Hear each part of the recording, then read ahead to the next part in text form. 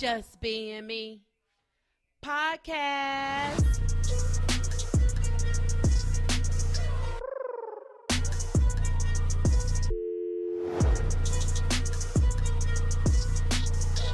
Your girls, Margot and Mary.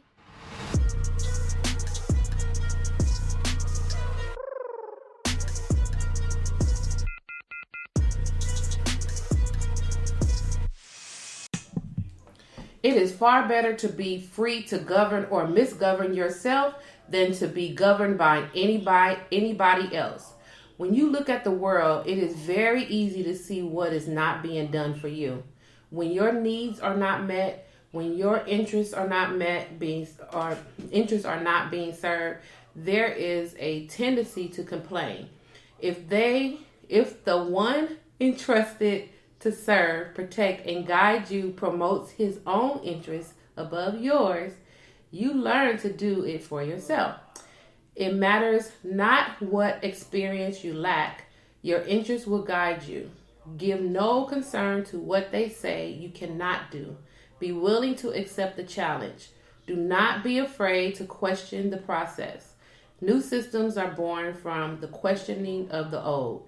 Take time to retreat to that quiet place within the pit of your soul and unleash your right to decide what is best for you.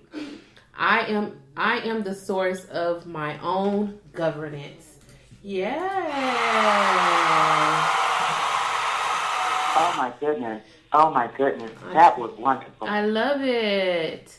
I chopped it up a little bit, but it was good. What's going on? Yes, wow. Exactly. And that's why I've been sticking to the Acts of Faith daily meditations for colored people by Ian La Van Zant.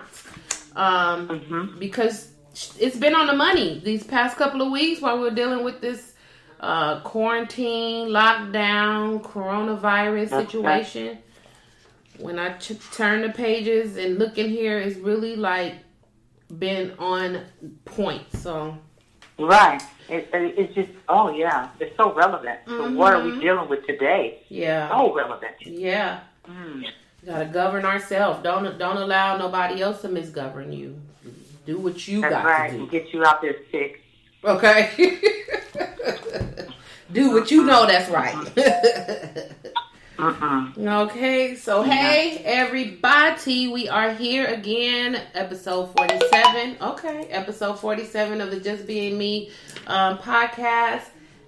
We want to thank you again and always for tuning in.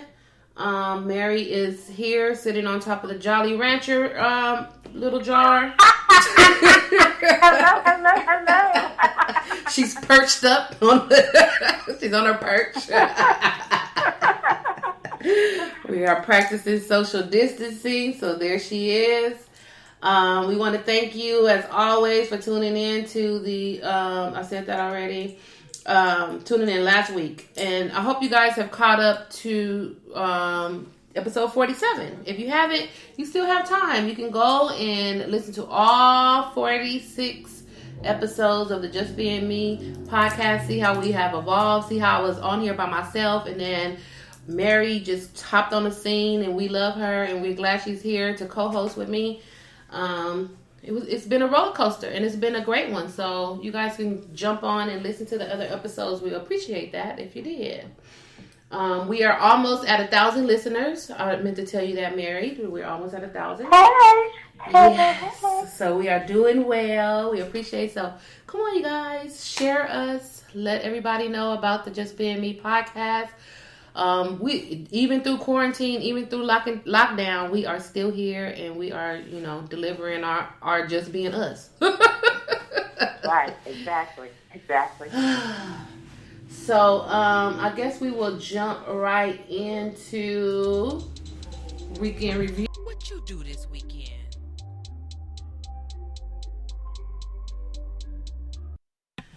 All of these, it shouldn't even be what you do this weekend, because all of these days just kind of like mesh into one big long day nowadays. It's just one day. Like, I don't even know what today is. It just the sun goes up, the sun goes down. I don't know what day it is. I just know it's daytime. That's what I do know. You know what? And when I woke up this morning, I was like, is this Wednesday or Thursday? Right. I didn't know. I didn't know. I literally walked in my hallway and looked at the calendar and said, oh, okay, good. It's Thursday. Right. You have to look at the calendar. I have to look at the calendar and see what's going on. What is happening? That's What's right. today? That's right. Yeah. That's right. So what you do this week?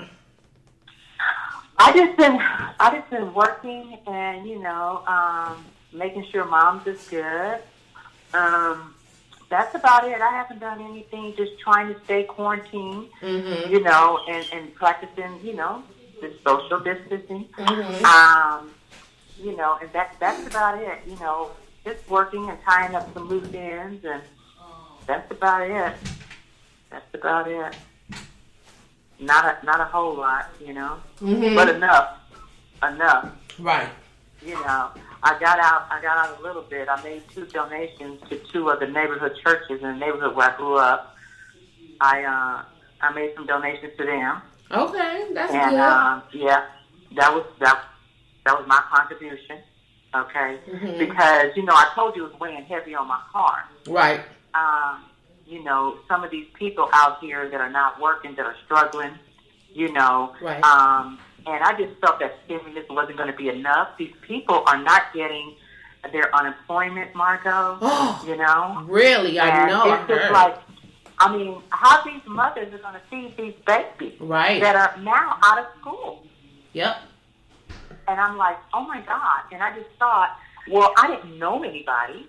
I just didn't know anybody because, everybody now, is grown, and grandmothers. So it's like, I don't know anybody that said to me that they need something. So I said, well, the 2 black neighborhood churches, in the neighborhood where I grew up at, I'm like, they're always helping the community. I always see them giving food to people and, having all these funerals here and, they've been in the neighborhood for years. Right. So I said, why don't I just, write them a check? So I just took, by one, I just took a check, and the other one, I just mailed the check.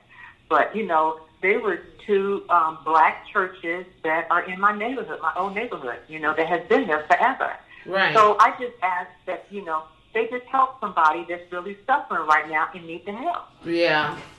That's nice. That's beautiful. Yeah, because I'm really thankful that I'm still working. Man, every day I pray and thank God and say, you know what?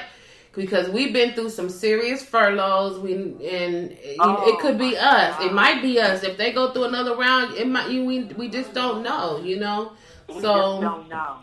I'm thankful. I am so thankful, and I'm just like, you know what? Let me just write these checks.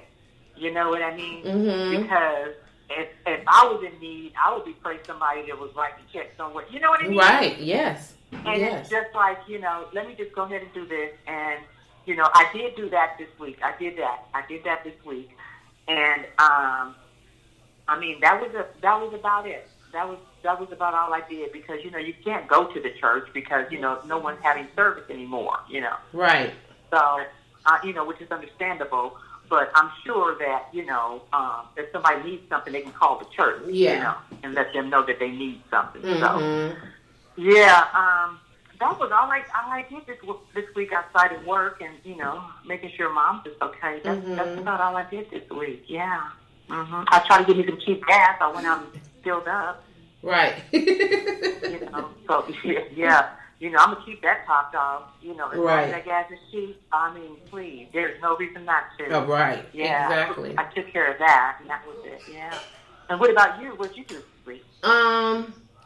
Let's see. This weekend, I was so happy that, before this weekend. So last week, when we got off air, I had did it wasn't a podcast. It was a comedy show. It was Kidder's Comedy Corner, and it was very nice. It was a really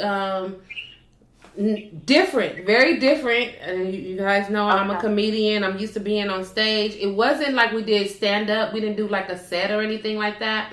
But Chris Kidder, who's also a comedian, he hosted the show, and he had like questions. He had some little cards or whatever. He tried to switch it up every week. And he just asked us different questions. So we played like a game, and we wanted to see who would do, who would do the most things or whatever. I ended up winning because I'm competitive. I'm competitive, so I was jumping on every question and, yep, that's me or whatever. But we had a lot of people tune in, and they said that they really liked it. I really enjoyed it. His setup was very, very nice. I've been on a couple of these like virtual comedy shows or virtual comedy like little settings or whatever.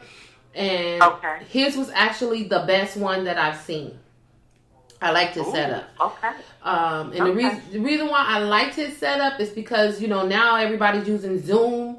And so you can go into, like, everybody's in the Zoom with you. And where we at, when we do Zoom at work, people talking in the background, washing dishes, mowing the grass. They're doing all kind of stuff in the background. Right. Nobody knows how to mute, right? Nobody knows how to mute. And then even the administrator, the people that's, that's administrating the Zoom, they don't know how to mute everybody's mic.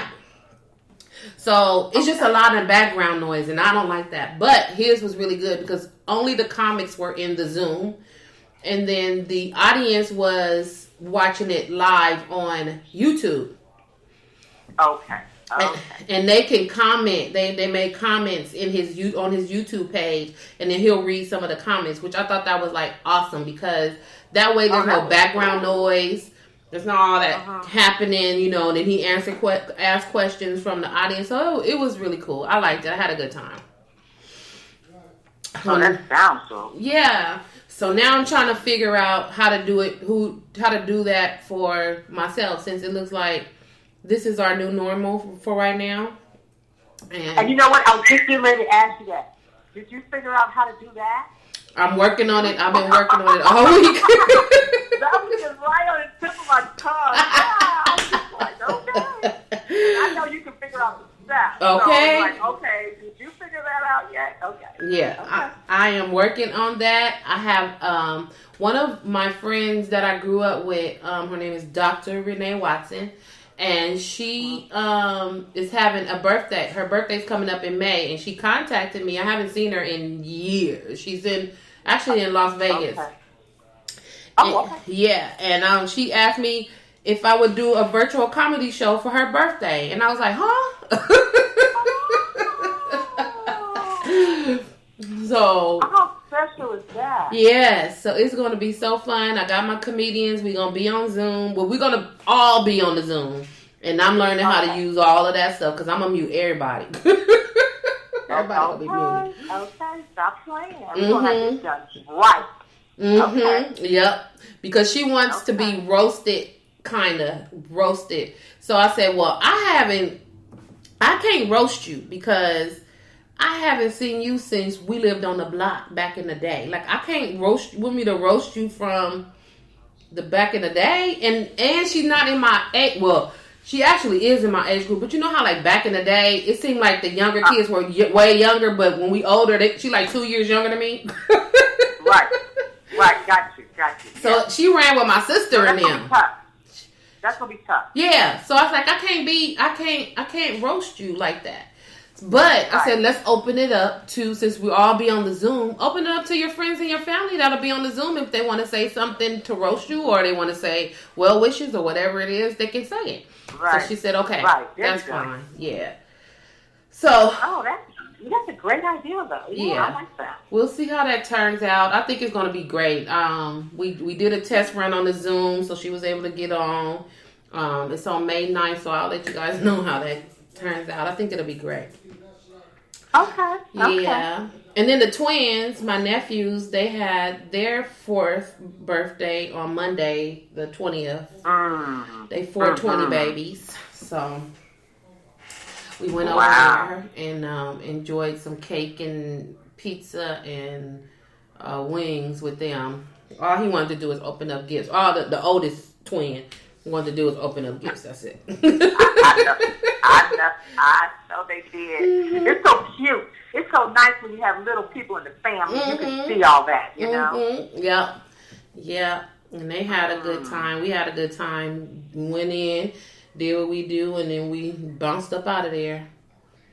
Okay. Yep. Okay. And that was it. Well, good. At least they got their birthday celebrated, regardless of what's going on. Yes. And plus, my sister is the party planner extravaganza person, and I'm like, she already had like a birthday planned out for them for this year, but because of all of this, she couldn't do it. So she didn't change my parents' living room / dining room into like a party place with all this balloons all this stuff. It looked so cute. It was cute. She said, I had to do something. I said, of course you did. Yeah. Those are your babies. Yeah. That's right. Mm-hmm. That's right. Mm-hmm. So it was cute. Nice. That's so nice. So she postponed everything, her extravaganza party, till June. So they'll have their party in June. Oh, okay. Mm-hmm. Okay. Mm-hmm. So they're actually going to have 2 parties. Yep. Uh-huh. Oh, yeah. They'll have another good time. So, looking forward to that. That is spoiled. Mm-hmm. Yes, it is. That is spoiled. Yeah. You sure is, because that would have been a done daughter for me. Y'all had it, and we done. We done. You be 5 next year. We'll go all out when you turn 5, but we done with this one. Okay. No. Okay. Not my sister. Not my sister. Oh my goodness. It has to happen. So I'm like, That's beautiful though. That's nice. Yeah. And other than that, I've been able to chill this weekend because we didn't have for the past 2 weeks. Like we were like working over the weekend. So this was like the first free weekend that, I was like, I don't want to do nothing. Right. I don't want to do exactly. Not a thing. And that's exactly what I did. Not a thing. Yep, so that's good. Yeah. It's all good. So you been watching any news? News? Yeah. I have been, I'm back on my regular ritual of watching it. Like last week I didn't watch the news because I was too busy and I couldn't do it. But I'm back to my morning wake up. As soon as I wake up, I'm turning the news on. At noon I watch the news. And then if it's on when I go to bed, then I'll probably have it on too. Did you feel an earthquake the other day? I did not feel that. I felt I was asleep here on the couch. Fell asleep. And I felt, because they're doing construction over here to, they're making a park. I don't know what they're doing, but they're working over there. So like during the day, the apartment building shakes because they're doing whatever they're doing over there. So I'm used to it. But it was late at night. It was like midnight. And that couch started shaking. I was like, is it an earthquake? Yes, it was. It was an earthquake. Wow. Did you know that they got the money to redo Jordan Downs? What? Oh, yes, honey. A big boost housing project and Los Angeles, Watts area got it for Jordan Downs, honey. They're going to redo all that, and it is beautiful. Oh, that is so great. Oh, my God, Margot. That's so great. For those of y'all don't know, Jordan Downs is the projects in Los Angeles in Watts. So, and they've been ran down and jacked up for the longest, for the longest I can remember. Since the Watts riot, right? Yeah, they've been not nice buildings, but people, they low income and they treat them really bad, and so that's good. That's really good news. Yeah. I wanted to tell you that I saw that this morning, and everybody is, thanking Ben Carson up there, who's doing the whole HUD program at the White House. Okay. Everybody is giving him the props on that and everything that Los Angeles was chosen to receive that money, to have it all redone. Isn't that special? That is special. That's really, really... Wow. See? They need to stop playing all this coronavirus news and put some more of that on there, because I watched the news this morning from 4 o'clock, I dozed off in and out, but from 4 o'clock to about 8 o'clock, and all it was coronavirus. It was like one accident and then something else, but I didn't see nothing like that. That would have been great. That's awesome. Wouldn't that have been great? Oh, yeah. I wanted to tell you that when I spoke to you a little earlier, but I had forgotten. And I'm like, you know what? Oh, yeah, I remember that. Yeah. Okay. Yeah, it came out this afternoon. Yeah. That's great. I thought you would want to hear that. Mm-hmm. Yeah, that's really great. That's great. My parents are raised in Watts, not in the projects, but around there. Right. My grandmother, both of my grandmothers lived in, my grandmothers, both of them, and my great grandmother were in Watts. I mean, and that was back when we had real community. Mm-hmm. Yep. You know what I mean? Mm-hmm. That's when we had real community. Yep. Exactly. Yeah. So wow. That's great. So what did you think about this Georgia governor? Oh my God. So what's his name? When I heard that, I was like, say what now? What? You gonna open the nail shop, the barber shops, massages, you gonna get the haircut, tattoos. What are you talking about, my dude? His name is Governor Brian Kemp. That's right. K-E-M-P. That's right. When I heard that news, I'm like, what? I had seen it on my Facebook feed. Like people were saying, oh, you know, places are going to be opening up nail shops, and I mean, we're not in Georgia, but I just kept seeing that on my timeline. And I was like, where is that coming from? Like, who said they're about to open up a nail shop? I would love to go to a nail shop, but right now I'm not going to go to a nail shop because I don't want to be sick. I'd rather just have bald-headed nails than be dead. You know what I'm saying? I'm not going to just go because it's open. But then I start hearing, I think it was Tammy Roman, the Bonnet Chronicles. She came on and she started talking about the mayor, Keisha Bottoms, what she was saying about the governor and what he's trying to do. And she was like, no, like, why would you say that you want to have this stuff open? That's crazy. Why are you doing it? Everybody's concerned is the places that he wants to have open now are places where the black community spends money and time. It's like, oh, no. We got to do that. No. You want us to be the guinea pig. What are you saying? Right. That doesn't make any sense. It doesn't make any sense at all. Like you want us to be the guinea pigs to see if we can go out here and go get our nails done and our hair done and not contract the disease. Come on, man. And you know what I was thinking too? Just on the flip side of that, I was thinking, just, devil's advocate here. I was just thinking, Margot, okay, so you want those businesses to open so those black folks can go in there, spend this money. But on the other side of that coin, you want those businesses to open so that they don't get those loans or they don't get that help from the government, the small businessman loans, that they have now increased to over $35 billion to send out to these businesses. So you don't want those people to get that money? Right. So you're telling them to open right now? No. Is that your motivation? What is the motivation for having these places to open? You don't want these black owners to get this money? Yeah. What is really going on? Right. And it's coming from a black man. And isn't he black? He's blackly black.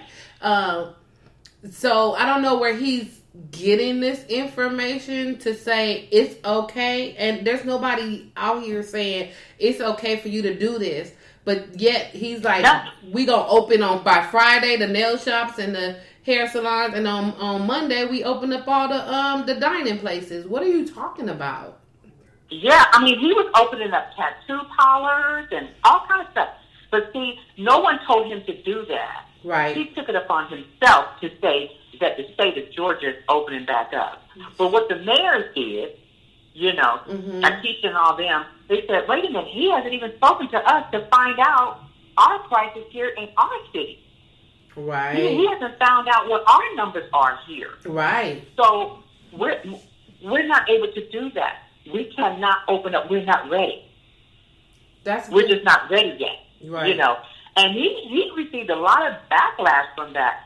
He received so much backlash from that, Margot, that the president, 45, said today, yes, he wants to work on a plan to start, you know, reopening up businesses and things like that. But it is too soon right now. So he doesn't agree with Georgia opening up right now. He said it is a little too soon for that. Oh, I'm glad like that. So, smart. I mean, I don't know if he just threw this man under the bus and he told the man to do it, because, you know, that is his partner.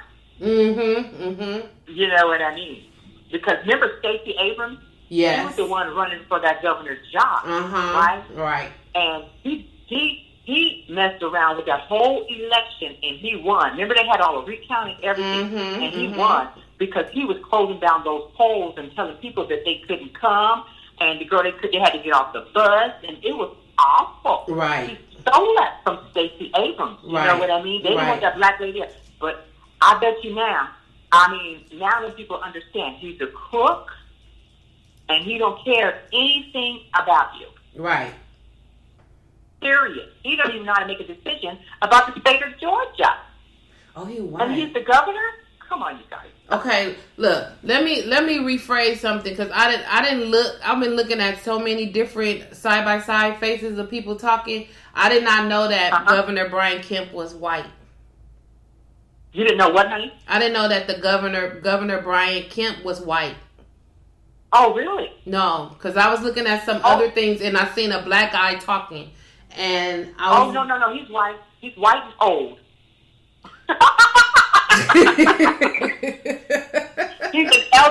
He's an elderly Caucasian man. Oh, now it just really, now that just made, you know, that little emoji that we have on our thing and our head explode.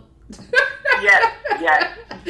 I just looked it up and my mind just exploded. I'm like, well, okay, then it all makes sense. There we go. It all makes. It's all coming full circle, like you were saying. That's his. That's 45's friend, and he probably did throw his ass under the bus. So they had their little backdoor conversation. He was like, "Hey, do whatever the hell you want to do over there. If you think y'all ready to open up, then open the baby up. Do what you got to do." And then they got all this backlash, and then he like, "Oh no." Exactly. And you know what? I actually heard some stuff about Texas too. You know, their government was, you know, their governor was getting kind of antsy too, you know. But, you know, I told my daughter, I said, listen, I don't care what your governor says. You better make sure that you have gloves, you have a mask, and you're washing your hands all the time, and you are staying away from people, and you quarantine as much as possible. Yeah. Okay? I don't care what your governor says. You better learn how to take care of yourself. Yep. And I mean that. Yeah, forget that. And it just goes back to say, you know, if you don't care about yourself, nobody else is going to care about you. It's the truth. We're actually seeing all this stuff right now before our eyes. Right. Oh, look. Lord. I just tapped into, it's called The Point. It's The Point with Chris. I can't say the last name. But the headline just struck me because we just said this. It says Donald Trump just threw Georgia's governor directly under the bus on coronavirus. No, they did. Yes, they did. Yes, they did. Did they really? Now, where'd you see that at? It's called The Point. The POINT. The Point online. Okay. I'm gonna have to go see that. They sure did. Yeah, it was so obvious, Margot. It was so obvious. Yeah, that's what it said. Because Trump kept talking about how he wanted to open up everything, and everybody was like, "No." The doctors, you know, the doctors he had on the briefs and everything, you know, they were saying, "Well, no, we're kind of premature right now. No, these numbers are still going up. No," and he kept on pushing. Trump kept on pushing, you know, and then all of a sudden, the governor of Georgia makes a statement like that, and it's like, okay, I smell a rat. You know what I mean? Yep. That's what it says right here. He sure did. He threw his friend under the bus. He's like, I knew it. That dude is no good. He is a no good, dirty bastard. And you know what? That's why they did not want that black woman in that state as a governor, because Trump wouldn't have been able to even have a conversation with that woman. Yep, she would have been like, nah. And see, he had to keep his cronies in these positions, hook or crook. Right. Hook or crook. And that's why my people in those positions, because I'm gonna run this world. And that's why the Lord put Mayor Keisha Bottoms where she is, so that voice is still heard. Our voice is still heard, and she like, nah, we not having this. And then we're not doing it. Like you were saying, the businesses are saying, no, we're not opening up. Are you crazy? So it don't matter what he said. He can't make them. He can't make them. No. He cannot make them open up. So I'm proud of the business owners that's saying, nah, I'm not doing that. Right, exactly. Exactly. And Margot, they started their whole closures and things of that nature after California did, because remember, I was there on vacation. Right. And all these things were happening in California that wasn't happening there. Remember? Mm-hmm. Yeah. And when I came home, I was like, oh, wow. Yeah. Wow. Georgia was on the lake trail. Yes. So what makes them think that they can even begin to open up anything right now? They got to go through the peak, and they got to come back down. And all this stuff. What are they doing? Right. That doesn't make any sense. And that just segues over to the mayor of Las Vegas, who also is saying the same thing. Carolyn. The President of the United States has the... Stop talking, dude, on my... he started talking on my computer. He's coming to get me. He talking to me. That's just all money. That's all money. That's it. Trying to make some money. That's it. Her and Anderson Cooper, Mayor Carolyn Goodman, was talking to Anderson Cooper, and they were having a conversation about she wants Las Vegas to be open. She's telling Cooper that people can figure out their own social distancing. He's like, okay, so how would you do that in a casino where people sit next to each other? He's like, they need to figure that out themselves. They need to they need to figure it out themselves. And she's like, well, I don't own a casino. She kept saying, I don't own a casino. He said, okay, well, how are you going to tell these people how far apart they need to be? They need to figure it out themselves. So he had Cooper had a diagram from China. It was a restaurant that was in China that had opened up early when they had their situation going. Opened up early. They had one diner that was sitting at a tabletop of 6, and then they had it circled like that was the person who had the virus. Well, everybody at his table contracted the virus. The people on the left and the right of him also contracted the virus because of the air conditioning had flowed the air, and it got those people sick. So, yeah, and so he's trying to explain that, and so she had the nerve to say, well, we're not China, we Las Vegas. And so he was like, well, I take offense to that because those are also people in China. And so if it happened to those people in China, it can also happen to the people of Las Vegas. In Las Vegas, and really? Yeah. So ignorant. Very ignorant. I was like, wow. And these are people that are supposed to govern us. Yes. Oh my God. We're supposed to be able to follow your lead and trust your lead. And, And trust you. We can't. We cannot. We cannot trust you. We can't allow you to be the Pied Piper and lead us to death because you want your economy to be open. What? You want to be making Las Vegas to be making money. Everybody want to make money, but we want to be safe and healthy to do that. Right, but see, like it's always said, money is the root of all evil. Yep, exactly. I don't care what it's going to take. You're going to make that money. And Yep. if you happen to fall out dead making it, I don't care. I don't care. Make Oh, well. my money. Yep. Oh, well. Make my money. Yep. That's it. They don't care. They don't care. That's all you work. That's all you work. That's all you work. It's what you can make for them. Mm-hmm, That's it. mm-hmm. They don't care. They don't care, but don't want to give you the medical benefits so that if you come down with something, you can go and get treated. Right. And be taken care of. Right. And be taken care of. No. You know? They You just... go in there and they're looking at you like, I'm not wasting my COVID-19 test on you. Oh, go home and quarantine for 14 days and then call us back. Yep. If you can. Right? If you make it through the 14 days, then call us back. Yes. Margot. They picking and choosing who to test. Right. Yeah. Okay? They picking and choosing who to test. Mm-hmm. Yeah. And like I seen this morning on the news of they were saying that they believe that there were cases that were all the way from December, January of this year. Yes. But because they didn't have all of the symptoms, just like somebody was telling us, because they didn't have all the symptoms, they were sending them home. And that could have been the start of people contracting stuff from other people.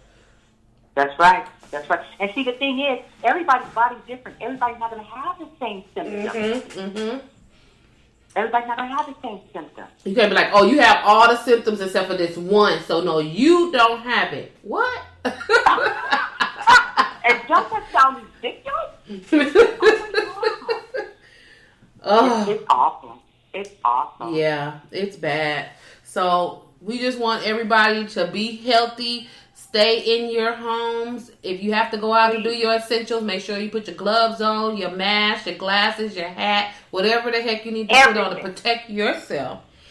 Get out there, get what you need, and come right back home. Come right back home and strip yourself of them clothes, jump your butt in that shower, get yourself clean, and then just be good for the rest of the, rest of the week or the next week or whatever. You know what I mean? Yeah, it's possible. That's another good point. Take those clothes off. You have to take off your clothes when you go out in the world, and when you come back into your house, you have to take off your clothes. I know we don't want to. It's inconvenient and all this stuff, but you have to take those clothes off and then put on something else because you've been out. You've been out in the world with the germs and everything. You don't want to go now sit on your couch and then lay on your bed and then Right. It's inconvenience, but you'd rather be inconvenienced than be sick. Right. Right. Exactly. Oh goodness. Okay. So Mary and her soapbox. I don't have no music yet, but she got a soapbox. What you got on your soapbox? Get on your soapbox and tell us what's happening, girl. You know what? Mario. I told you. I said you have to watch this show because I want to talk to you about it. Because Netflix had this show. It was called Black as Fuck. Yeah. Black Air. Okay. So I watched it. My daughter called me and said, "Mom, you got to watch the show. Please watch it." So I'm like, okay. So I was not happy, and then there's parts where I was kind of laughing. I thought it was kind of funny, or what have you. But it was touch and go for a minute because I almost turned it off. But I wanted to talk about that for a minute, if I could. It's your house. You talk what you want to talk about. You know what? I really didn't like it.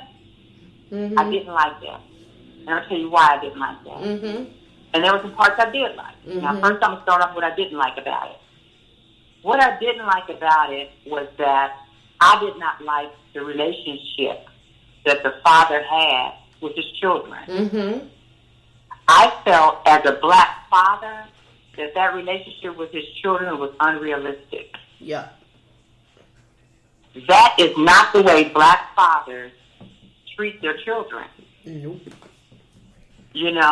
I have never seen that, and I've been on this earth a long time. I have never seen that. Never, ever. And, I didn't like his language. He wasn't even involved in his children's life. at all. Mm-hmm. You know, and just the way he spoke with them, the way he spoke to them and everything, I'm like, this is some crazy stuff here. And then the mother, she was kind of distant from him too. Everybody was kind of like doing their own thing. Right. They even had the one child that they were afraid of. Everybody in the house was afraid of. Right. You know, and there were 6 children. Mm-hmm. The only one that had some sense to me was the girl who was doing the taping, the filming. Yeah. The documentary. Yeah. Her. She was the only one. Okay? Even the little child was using profanity. Right. And they were using profanity around the little child. Oh my God, Margot, I wanted to just scream. Like, what is this? Mm-hmm. Are you serious? Mm-hmm. Why are we being portrayed like this? Mm-hmm. Why is a black man being portrayed like this with his family? Mm-hmm.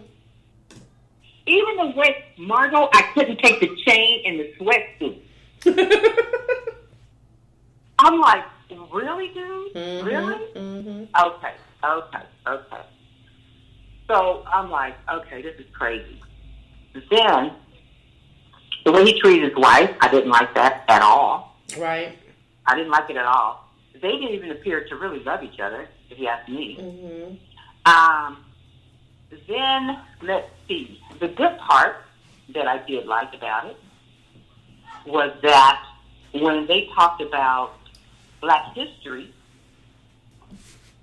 they actually brought up the facts about Right. the Black history. Right. To back up what they were saying. And I love that part because it was very educational. Okay? It was Black history, and it was wonderful. I really enjoyed that part of it. And then, after I'd seen it all, I realized that the guy, the father, he does have 6 children. Mm-hmm. His wife was a professional. Mm-hmm. They're divorced now. She's still a professional, I should say. Anyway, and his daughter did get accepted to this college. Mm-hmm. And I'm not saying all of it is a bio, but some of the stuff, I guess, happened in his family dynamic. Right. Okay?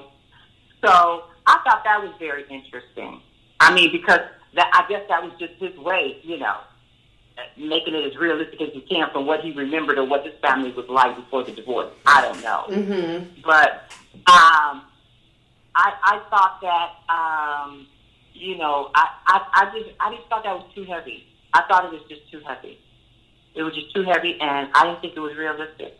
Not for the average father. Not even for the fathers that are out there that are like ballers. Like like celebrity. Stuff like that. Mm-hmm. You know, I just don't think that's a realistic look at a Black father.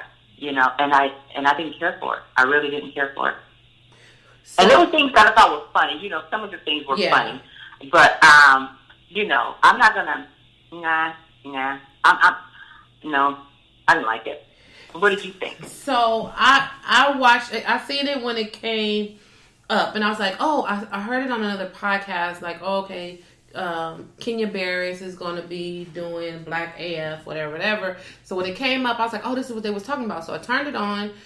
Me and my dude was watching it, and so he was like, this is the first episode. He's like, why he talking about, you know, what he got and, you know, his clothes and his... That part off the first episode. Yeah, his shoes, his chain, his car, his house, he was like, what is this? I was like, you know what? I really don't know. Like, I don't know what the premise of the show is. So I looked it up, and I was like, oh, okay. So this is kind of like loosely based on like his life and this and whatever. I said, okay. So I ended up watching it. He didn't watch it no more. And I didn't like the same things pretty much. I didn't like, you know, just his attitude. It was just really over the top. And maybe he was trying, no, at the end, I like the last one because at the end on the last episode, it's kind of like how he came around and he probably really was this asshole type of dude that he was all 7 episodes. But in the 8th episode, he kind of looked back like, damn, I am this prick. I am this dick. I am this asshole. Yeah, you're right. That's at the end, yes. So the way that I took it, I'm glad I made it all the way to the end because I was like, this dude is an asshole. Like, he's a straight asshole. Right. But he may have been an asshole in his real life because he's the writer of Blackish. His name is Kenya Barris. Yeah. And he's the writer of Blackish. And Mixish. All the ish. All the issues. All the issues. So, yeah. I think that he probably, at a point in his life, was really that guy. He probably really was that asshole. And then in another point of his life, I guess he thought about it and he ended up changing from that asshole to like really realizing what he was doing and whatever. So that's what I took from it, and I hope that's the truth because I didn't like it either for those reasons because he was an asshole. Right. The kids were weird. I like the girl that was doing the documentary. I like the other girl too. The other daughter, the oldest one. Yeah. She just was, she was cool, and then they was scared of the other girl, and it was the super shy son, and then it was like the radical son, and then the baby son that was cursing and kids, and they was cursing around like the babysitter when they went to wherever they went on their vacation. It was to Fiji. And the babysitter the nanny that they brought, she over there talking, she cussing up a storm with the baby in her lap. So I'm like, well, what is happening? Yeah. And then the boyfriend got to go.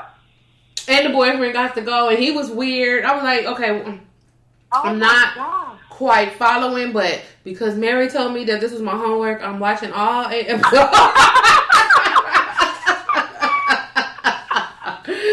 I watched all 8 of these episodes, and I'm glad I did. Because I took the end. It was just crazy, Margot. It was just so crazy. I was so upset. But I watched the whole thing, and I'm just like, we just have to discuss this. This is awful. Yeah. I didn't. I didn't. Yeah. I don't even watch Blackish. And the thing is, it's really crazy because,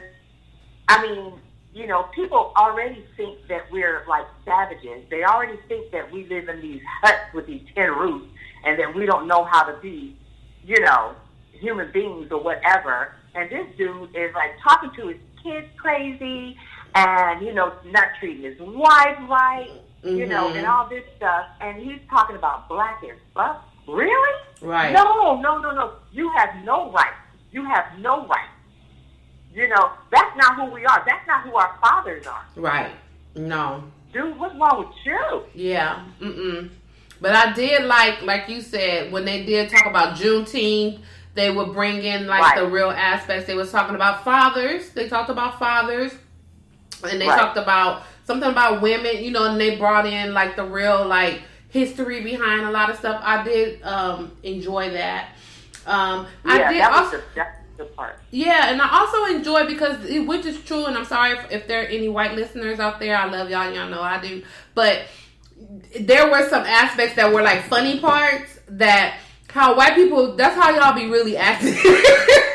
You be asking us weird questions and saying, stuff. It's not weird to y'all because, you just really inquisitive. You want to know what it is and you want to ask the question.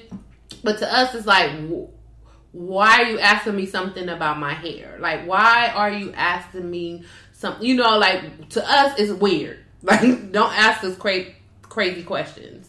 So because we don't ask them anything about their hair. We don't ask them nothing. White people, y'all are so nosy. You guys will ask every single. So what does this person do? Okay, where do you live? Okay, what kind of carpet do you have? Okay, what kind of trash can do you have? You guys ask some really serious, in-depth questions.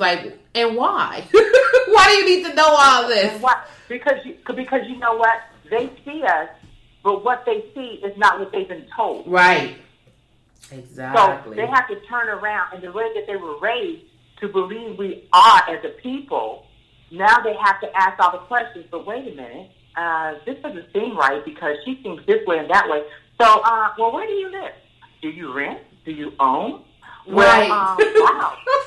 That's a nice pair of shoes. Oh, that's a nice purse. Oh, what did your parents do for a living? Right. Oh, really? Very deep. It's just because they've been told so many different things Mm-hmm. growing up or at their dinner table Right. or at grandpa's house. Right. About us, black people. Mm-hmm. And then when they meet us, it's something totally different. Right. They're like, what? That's not what I was told. So then they want to know. They're intrigued. They're like, okay, They're curious. What? They're very curious. What? I know, like, one time I told somebody that I lived in LA. I just said LA because I'm born and raised in Los Angeles, but that doesn't mean Los Angeles to a white person means Compton, Watts, South Central, which is why I was born in South Central. That's all LA. That's LA. Girl. That's LA. And so they're like, oh, and Watts? But they said it. So when I said, and I live in LA, they said, oh, what, Watts? Why do it have to be Watts? Why do it have to be Compton? Why can't it just be LA? Why can't it just be LA? Well, let me tell you what happened to me when I was a teenager. You remember we had the little cameras, and you had the film, and then you had to go put the film in the little bag, and you took it to the little shed and the photo mat. Oh, yeah. I remember those. Okay, this is what happened. So, one year, me and my sister, we got these cameras for Christmas. So, my dad bought us all this film. So we just taking pictures and, acting silly and stuff. And then we would give the little rolls to our parents. And then they would get them developed for us and bring them home for us. And so, I had, a couple of bags of pictures in my purse at school because, grown, I had a purse. And so, I was showing people, my pictures and stuff with my camera, and all this stuff, right? Mm-hmm. So one of the girls in my class, now, I went to a white school. Mm-hmm. Sometimes I was the only black person sitting in my classroom. Mm-hmm. Mm-hmm. Okay? Anyway, I was buzzed. But anyway, so I'm sitting there going over pictures, and, I had some white friends and everything. And so they never came to my house or anything. But they just loved me to death, right? Mm-hmm. They thought I was just so pretty, Mm-hmm. And that was kind of hurtful, too, because I'm like, they made such a big deal out of it, and I was just like, I'm just a black girl. Right. Why am I nothing pretty? special? You know what I'm saying? Right. It was really crazy. But anyway, so we was like, I was going over the pictures and stuff like that, talking about the pictures and stuff. And this girl, and one of the girls said to me, she said, I remember the girl, but I don't remember her name. Anyway, so she said, well, where is this? And then I said, this is at my house. This is at your house? I said, yeah. And then she said, oh, is this at your house too? I said, yeah, that's my front yard.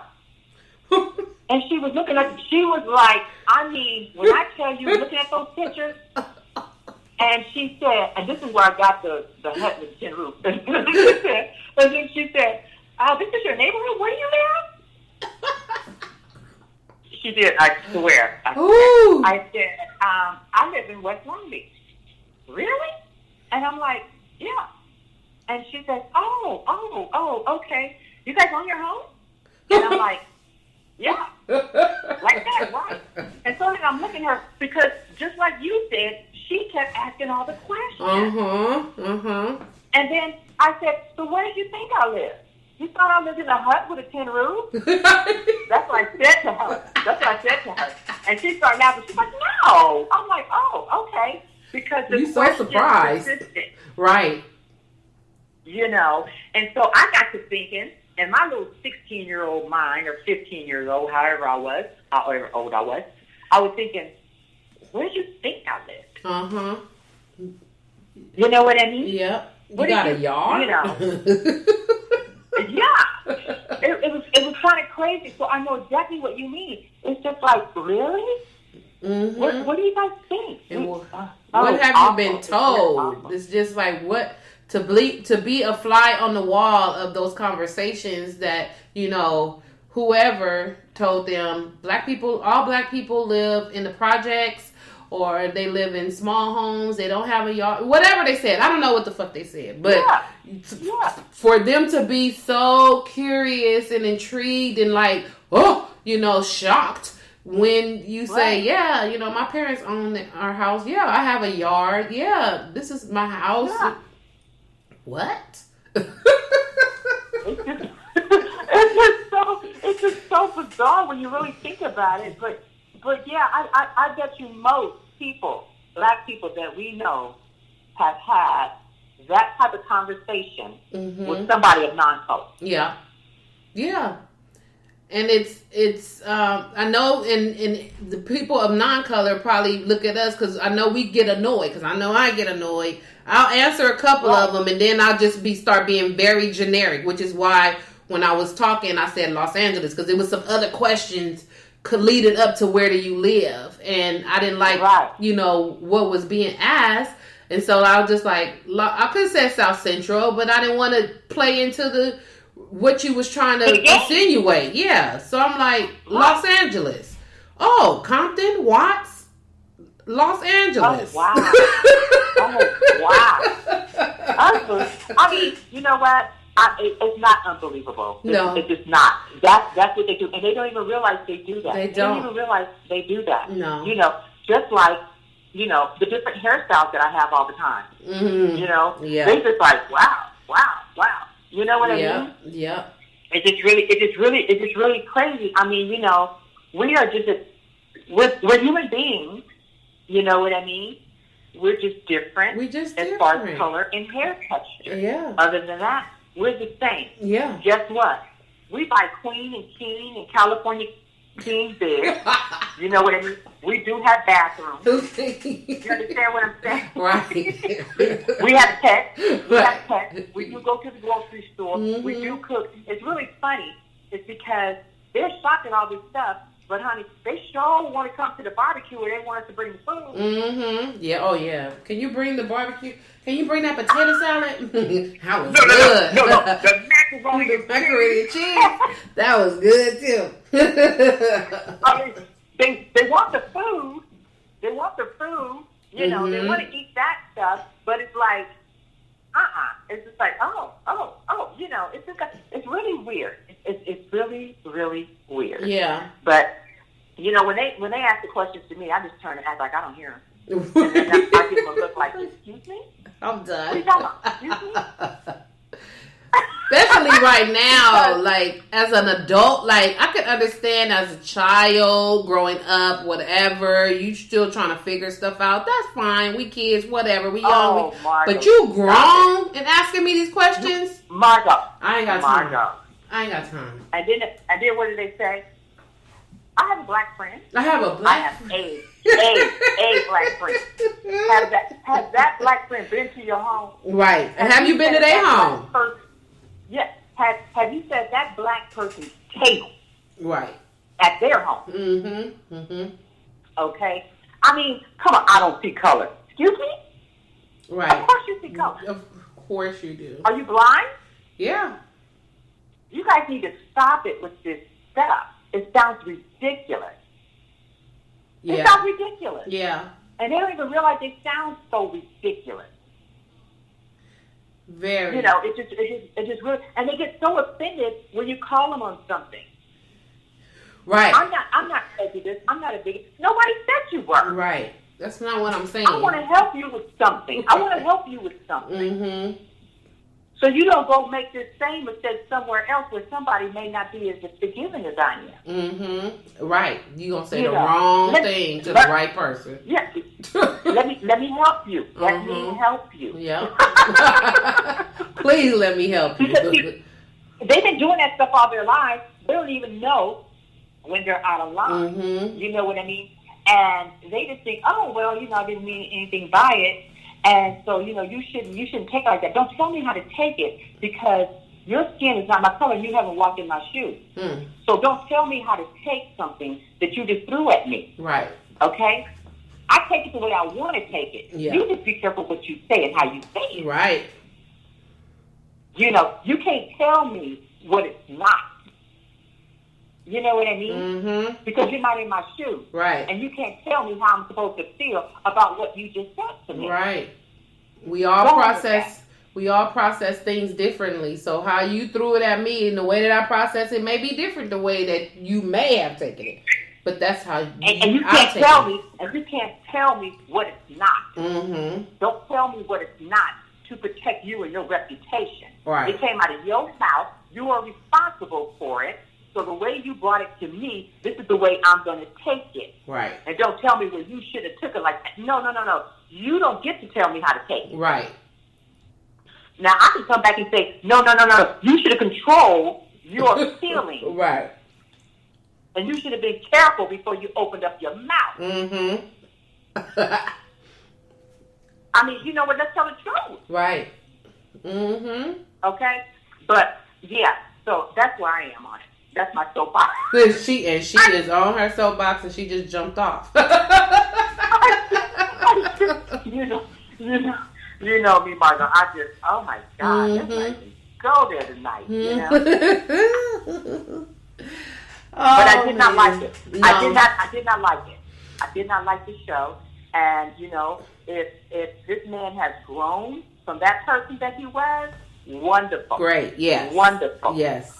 But, I mean, I just want people to know that is not the way black fathers are to their family or their wives. Mm-mm. Not at all. Not at all. That's not it. Not at all. I mean, even your man had to walk away and say, oh, no. Yeah. He was like, what is this? You know what I mean? What are you watching? See what I mean? I'm like, okay, yeah, you right. So I'm just going to watch it. I watched it all the way to the end. And he said, was it good? Yeah. I was like, you know, if you want to watch it, he said, I'm going to watch it. I'm like, okay. If you want to watch it, you can. He haven't watched it yet because he just heard how I said it. He was like, oh, okay. Yeah. See? Okay. See? Interesting. Very interesting. Yeah. So But that's my take on it. We'll wrap this up with our bullshit and beauty. And the bullshit we had was that Kemp, that I just found out was white, wanting to open up Georgia is bullshit. Kemp and the mayor of Las Vegas, y'all both wanting to open up those cities and states or whatever so that you guys can start generating money is bullshit. Plain and simple. Right, absolutely. There's no other reason why I can see that you would want to open these things up. Everybody can wait to get their hair cut, done, nails done, massages, tattoos. Like, that's not even necessary right now. That's not a necessity. We can survive another month without that. That's not essential. It's not essential. The hell? We ain't even going to no job right now, so I'm fine not having my nails done. I have dreadlocks, so it don't matter. We can take a break. My skin is doing really well right now because I'm not putting all that makeup on my face. My nails look very healthy actually right now because I haven't had all that stuff sawing and fouling and grilling and drilling on my fingers. So there you go. It's a break. Give everybody just take a break. Take a freaking break. And you know what? And you know, for the women you guys going out there spending $300, $400 on a weave job. Put that money in your pocket and feed your children that's sitting at home because they can't go to school. Right. And take that weave out your hair and go in there and you know, try to do something with your hair or braid it. Yeah, braid it. You ain't going nowhere. Put a wrap on it. You ain't going nowhere. You good. Let your hair breathe. Let it breathe. Let your hair breathe. Good. Googly. and you know, just start, you know, kind of working on the breakage or something. You know? Right. Get some conditioner and sit it up in there and put some cap on it and sit and just let it sit. You don't even need a dryer. Just let it sit and let it sit. That's right. I mean, absolutely. I mean, this is the time to really do some care, some self-care, for yourself. For, you know, and keep that money in your pocket. Sure. For sure. In your household. How about that? Yep. I have time now to wash my face really well and use all of the stuff that I brought for facials, and I can wash it and put all the little creams and all that stuff on there, and I'm enjoying that. I'm like, okay, well, and I don't have to put no makeup on, and I'm not. Right. Unless I absolutely have to. But even when I did that show, with Chris Kidder, I had on some shades because I have dark circles around my eyes. And I was like, oh, shit, I'm going to have to put on some makeup. No, I'm not. I'll throw on some lipstick, and I'm going to have my shades on, and that's it. And that's how I was on that show, with some shades on. I was not about to put no makeup on. This is what you're getting. You're getting... Not for the length of the show, and then you have to go and wash all that stuff off. Yeah. No way. You crazy. No. So Yeah, I would have did the same thing. Mm-hmm. So Kemp and Goodman, y'all need to sit your asses down because you're full of bullshit. And then the beauty is the owners of these businesses saying, hell no, we not opening up shit. So y'all can just leave us alone. Yeah, because we're going to have our black asses at home. Yeah, yeah. We're going to be continuing with the quarantine. Exactly. Until they say that we can open up and it's safe and everybody will be healthy. I'll be healthy. My patrons will be healthy. Everybody's healthy. Then that's right. When we going to open up? Like you were saying, you received mail from Georgia because your daughter's out there about businesses. Right. And these two stores that I do business with when I'm there, they sent me notifications today to let me know that they will not be opening. See? And that when they decide to open, that they will, hit me up. And I thought, oh, okay. And then my daughter called me and said that she was getting notifications, too, from businesses that she does business with to tell her that, no, I'm sorry, we will not be opening. Okay. I thought that was cool. Look at that. And I'm like, good. I mean, what the community's coming together and saying, oh, no, we're not. Yes. Oh, no, we're not. That's good. Yes. That's good. Yep. Thank God. I mean, everybody needs to be healthy. Yeah. Yep. Thank God that they have their own brain and they're like, no, you're not going to make me have people come in here with the coronavirus and be like, come on, need my nail done, my hair done, whatever. No. I'm not going to jeopardize my own health, and I don't want to jeopardize nobody else's health. So no, I'm not opening. No. Yeah, and you know what I was thinking about too, and what was brought to my attention, I had heard somewhere, I can't remember where I heard it from because I listen to so much stuff all the time, but it's just like, with these nail shops, they come up in our neighborhoods all the time. Mm-hmm. Just think about it. These nail shops, the churches, the dialysis centers, mm-hmm. and the liquor stores. Yeah. They're always in our neighborhood. All over. Okay. So, here's the thing. These nail shops are making hand over fist money off of us. Do you understand me? Yes. Every month. Yes. Every month. And then they all load up in their little vans, and they go wherever they live. Not out here. They don't live over here either. They don't never live where they work. They don't live here. They don't live in our community, but they set up in our community. Mm-hmm. The same thing with the beauty supplies. They set up in our communities because they know we coming. Right. Okay. But here's the thing. When the people in our community are hurting right now because they don't have any jobs and stuff, where are these business owners bringing boxes of food and stuff? Yeah. I'm talking about these people at these nail shops that own these nail shops, that work in a nail shop, okay? These people that are working in the beauty supplies and all those people in the community. How come they not helping us with our elderly people? How come they not helping us with the families who lost their jobs and got the kids? Right. You know what I mean? Mm-hmm. The only time y'all come in our neighborhoods when you want to make the money. When you want us to come in, you want to make the money off of us, and then you turn around and turn your back on us and go back to your own neighborhoods, and then we don't see you no more. Right. Until it's time for us to get our nails done and stuff. Yeah. We need to start thinking about that. We need to start thinking about that. That's a good point. And say, hey, where were you? Right. What did you do? What I mean? What did you do for this community that you getting all this business that you making the money off of? Yeah. You making the money off of us. Right. And we need to be smarter and stop going there and spending our money and keeping them okay. Yeah. When they're not even concerned about us being okay. Uh-huh. Yeah. You know what I mean? Yeah, that's true. I'm just like, no. And you know what? We need to start, and I'm just saying, people need to invest in their families. I know, folks got them in every family. These people that don't work and don't like to work. Right. We need to invest some money in them and say, you're going to go and learn how to be a manicurist or a pedicurist or whatever. Mm-hmm. You're going to learn a trade. Yeah. Okay? And then we're going to put all you guys in the shop and y'all going to make some money, and it's going to be in our neighborhood, and it's going to be our people. Right. Yeah. You know what I mean? And don't be hiking up the price either. Don't care about you.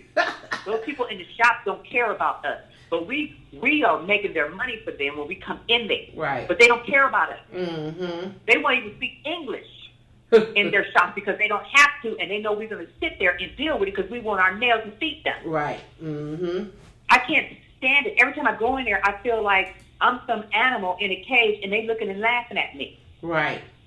And I get so upset, and I'm just like, I can't do this. This is too tough for me. This is too hard.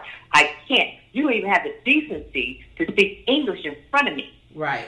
But you're going to take my money and look for a tip. I can't. I just can't. Mm-hmm. We need to get more people of color in those type of places and open up our own businesses in our own neighborhood and tell them to go to their neighborhood. Right. Well, they ain't getting their nails done in their neighborhood. That's not what that's not happening in their neighborhood. That's why they have to come way over here or wherever. Well, they gonna make all the money because they know we coming. Right. They know we coming to the beauty supply to buy all that hair. Mm-hmm.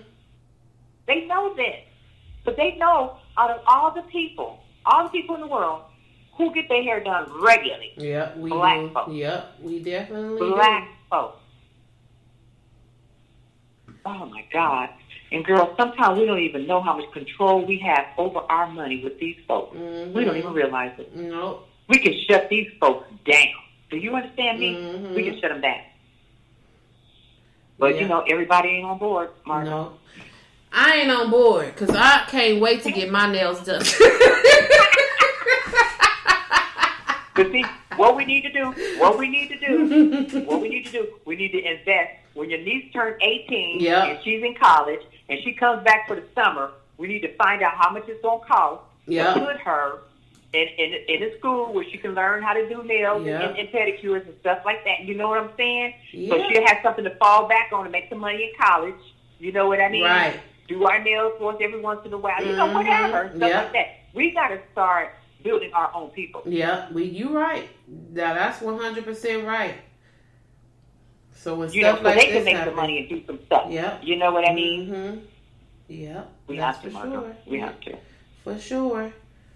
All right. Well, y'all heard it here first. We're going to get our families doing some nails, so y'all better be ready. Look, all these cousins and stuff that don't want to go to work, they want to sit around and watch soap operas and smoke weed all day. Yeah. Oh no, we're gonna put them in school. We're gonna put you in the school. Because they're gonna learn how to do some nails. Yes. Because all they want to do is talk on the phone and smoke marijuana. No, you're gonna be in the shop sitting there talking on the phone, doing folks' nails. Doing the nails. Yep. Go smoke your marijuana we're gonna show on you the how break. to make some money. That's what we're gonna do. And then we're gonna have the folks in the back doing the braids and stuff. You know what I'm saying? Yeah. Come on now. That sounds like a really good shop right there. That's a really good shop. One-stop shop. You know, get your nails done in the front, your hair braided in the back. That's right. That's right. That's exactly what we need to do. Mm-hmm. And then on the side, girl, have a little beauty supply. Okay, get your weaves over here on the side. You can go get your bundles. Right, exactly. Get your bundles. Go get your hair. Yep, that's it. Go get your hair, whatever you need and stuff like that. You know what I mean? Mm-hmm. That sounds like a dream right there. That would be great. Ain't that something? Mm-hmm. That would be a great business right there. Got all three of them. Nails, hair, and the beauty supply. Margo, we ain't gonna never stop getting our hair done. We ain't gonna never start getting our feet and our hands done. Nope. I am. I mean, because I can't. I'm just sick of them, period. But what I'm saying is that black folks gonna get themselves taken care of. Mm-hmm. That's so for sure. We need to get more into that business. Mm-hmm. Yeah. Get more into business. Now, we have a lot of people that do hair. Okay, good. But now we need to change it a little bit and have the people do the actual nails. Nails and, yeah. Nails and okay, feet. because we need to put these people out of business. Okay. Yes. Don't go in there hiking up the price. Because I know some black manicurists or whatever we call them. And they hike the prices up. Now that's my pet peeve right there. That's why a lot of people don't play. People don't patronize the black community sometimes.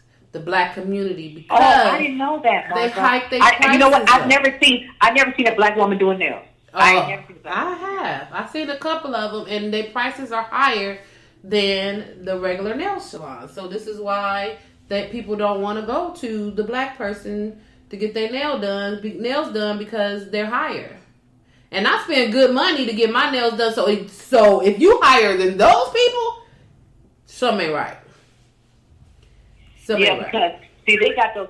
See, what happens in the nail shop? They got some foreigners coming in, and they sponsoring them to come here to the country. So they teach them how to do nails and stuff, and how to do pedicures and manicures and stuff like that. That's why some of them know how to do some things and some of them don't know how to do others. Mm-hmm. Then they sponsor them. They come here. They put them in an apartment, and then every day they pick them up and bring them down here to do nails and feet. Mm-hmm. You know what I mean? So they cutting a lot of costs. Right. For the black girl, she ain't got no bit. She don't have nobody coming off the boat. No, you know what I'm she saying? got to go to school. She got to pay her own stuff. She got to get her her own stuff. They buying it in bulk, and she buying it by herself, which I understand. I do understand that. Hey, there you go. But that's it. But see, if you got a whole bunch of, if you got like about 4 or 5 sisters sitting in there, yep. Get you a couple of brothers, that like nails, get them in there or whatever stuff like that, and have a real nice, and build up a clientele, whatever, and have a real nice shop. Yeah, that's what you could do. At least we all speak in one language. Yeah. At least I don't mind patronizing with you and giving you my money. Mm-hmm. Right. And tipping you with everything like that. You know what I'm saying? Right. Just like hair places, you can build that clientele up. Mm-hmm. You know what I mean? But we need to stop. We need to get our people involved and stop patronizing with these people that don't care about us as a people. Right. All they care about is the money we're going to spend in their establishment. The money. That's it. That's it. That's it. And we can give it to our own people. Yep. I will say that I have been blessed with whoever do my nails and when I get my nails done and my feet done. I've always been blessed to have like really great people. I like all of my nail people, even though they are foreign. They always been cool with me. Like I never had an issue with them. I just don't like to wait. Now if I have to wait, if you tell me 30 minutes, I'm gone, and I'm gonna find me a whole new nail shop and I'm a whole new crew of people that I like. Right. Because I'm not about to wait for nothing. I come early in the morning. I don't come in the middle of the day. I want to get it done, and I want to be in, and I want to be out. So if you tell me I gotta wait 30 minutes, I'm out of here, and I won't be back. I'm gonna find me another one. I don't like to wait either, but the thing is that, once I find a nice shop and I got a girl doing my nails and everything, and then I come in 2 weeks and she's there, I come back, she's there, and then I go back and it's like, oh, she's not here no more. I'm like, what? Right. She gone. Right. She gone. I'm like, oh, heck no. And then I don't like when they start talking their language. Yeah. I wear my headphones. I already know that they gonna talk their language because they can't speak English either at all or barely. But I wear my headphones every time I go to the shop. It's my own little experience. I'll put my headphones on. I'll pick my color. Close my eyes. Turn my music up, and I'm out. I'm like, okay, y'all can talk about whatever you want. So just make sure you scrape the bottom of my feet. That's what you do. Get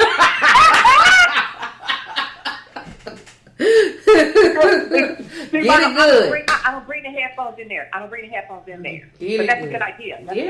The girls that do my feet and hands, they speak English. Mm-hmm. I'll tune all of it out. I tune it out. I relax. I'll fall asleep if I can. I can't because I can't fall asleep with other people around me. But I do close my eyes and listen to my music, or I might just have my eyes open and I'm just staring out into space. I ain't looking at nothing. I'm just, all right, I'm here and I'm relaxing because I already know they're gonna work me with all that extra, and I don't know who you yelling at. What you talk? What? Who? She talking loud and ain't nobody saying nothing. Like, who's she talking to? So she just stopped at the top and ain't nobody responding. Everybody's talking, but nobody's looking at each other, but they all talking in their language. Uh-huh. And I'm looking around like, who is she talking? And you know what? They're all having one big conversation. Yeah. Yep. And one will just start talking, and then is nobody responding, and she's still just talking. I'm like, is she like telling them a story or what's happening here? Because ain't nobody responding. She going to town over here. And then you know it's something when everybody look in the same direction as somebody. And then all of a sudden everybody's head turns. Right. And I'm like, oh, they must be talking about that lady right there. Uh-huh. Oh my God. And then I look, and then when I catch their eyes looking, they all smile and turn back around. Mm-hmm. Yep. Because they were like, oh, I'll shit. be in my mind, see, y'all ain't right. That's why you got to put your headphones on. Or and you know what? create the black You're going to business. sit and talk about that woman, but you're And going to gain take money. that money and you're going to take that kid. Yep, you sure? Yep. And smile all in her face. Mm-hmm. You right. Yeah, girl, you got to treat me better than that for taking my hard-earned money. I'm sorry. You're right. You right. I'm sorry. You know, but yeah. Okay, y'all. Well, we have made it to the end of the Just Being Me podcast, episode 47. Thank you so much for listening. Happy quarantine. No, not happy quarantine. Well, no. Happy quarantine. Happy quarantine. Y'all stay y'all asses in that house.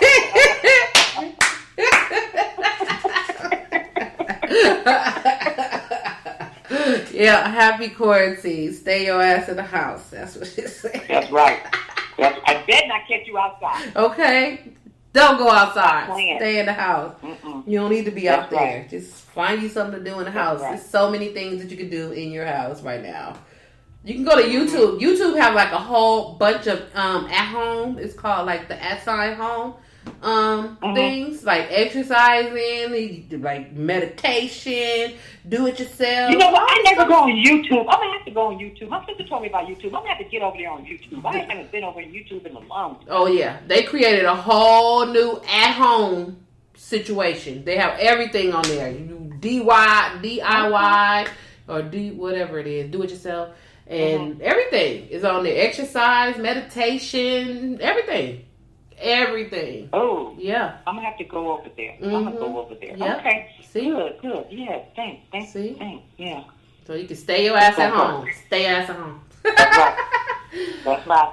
All right, y'all. And cover up. Cover up. Put them gloves, Mm-hmm. the mask. Make sure you get a mask. They're selling them on every corner now. So you can get you a cute one if you want to. I got me a couple of cute ones this weekend. Yeah, so you do that. All right, y'all. Thank you so much. Till next time. Thank you. Peace. Stay safe. Stay safe. Safe and healthy. Yes. Bye.